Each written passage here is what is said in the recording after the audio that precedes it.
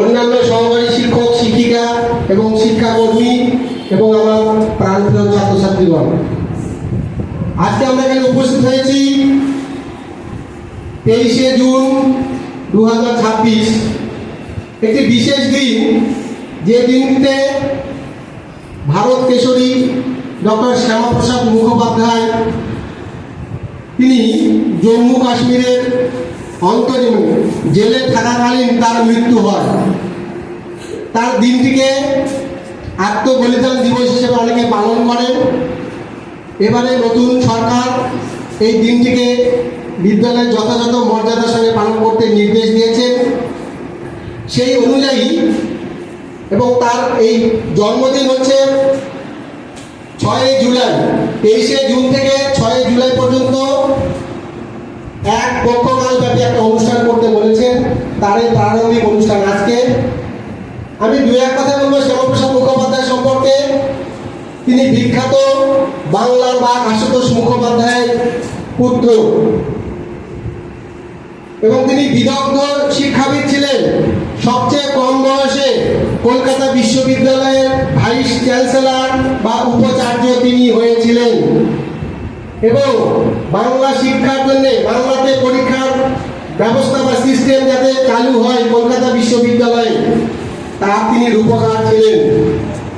এবং পৃথিবী বিখ্যাত বিজ্ঞানী আইনস্টাইন, তাকেও তিনি কলকাতা বিশ্ববিদ্যালয়ের অধ্যাপক হিসাবে নিয়োগ করার চেষ্টা করেছিলেন এবং কথা হয়ে গেছিল তিনি আসবেন, কিন্তু বিশেষ অসুবিধা থাকার পরবর্তীকালে আইনস্টাইনের এখানে আসা হয়নি।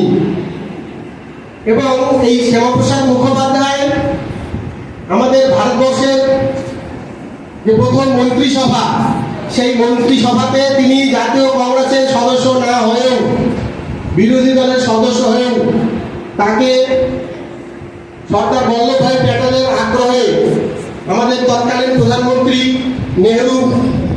নেহরুজি তাকে মন্ত্রিসভায় অন্তর্ভুক্ত করেন এবং ভারী শিল্প সরবরাহ দপ্তরের মন্ত্রী হিসাবে তাকে নিযুক্ত করা হয়।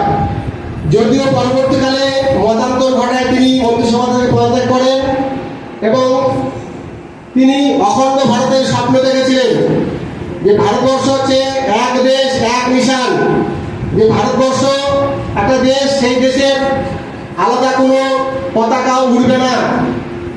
যেমন আমাদের জম্মু কাশ্মীর যে রাজ্য ছিল, সেখানে আলাদা স্ট্যাটাস বা মর্যাদা দেওয়া হয়েছিল 370 ধারা।